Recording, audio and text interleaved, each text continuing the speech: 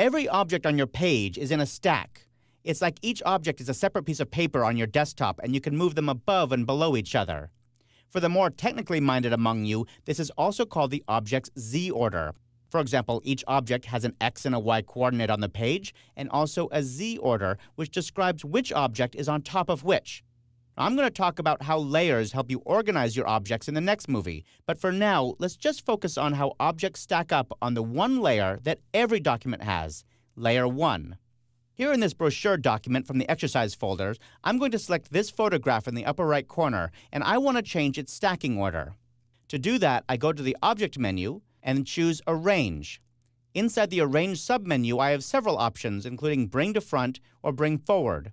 Because these last two options, Send Backward and Send to Back, are grayed out, I know that this must be on the very bottom of my stack. There's no more down to go. But I can go up. I'm going to choose Bring Forward. Now notice that it doesn't seem like anything happened. That's because the stack of all those objects is spread wide. That is, it moved on top of another object, but that object is not necessarily over by that photograph. For that reason, there was no visual difference. However, if we go back to the Object menu and go to Arrange and choose Bring to Front, now it moves all the way to the top of the stack, on top of all these other objects. Let's try moving it behind some objects.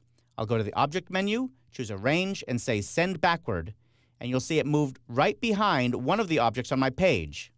If I do it again, it moves down one more. Once again, I don't know what it moved behind, but it did move behind something.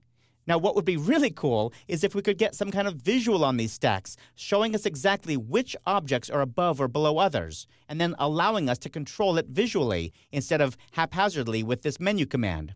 And we're in luck because InDesign does offer that. It's called the Layers panel.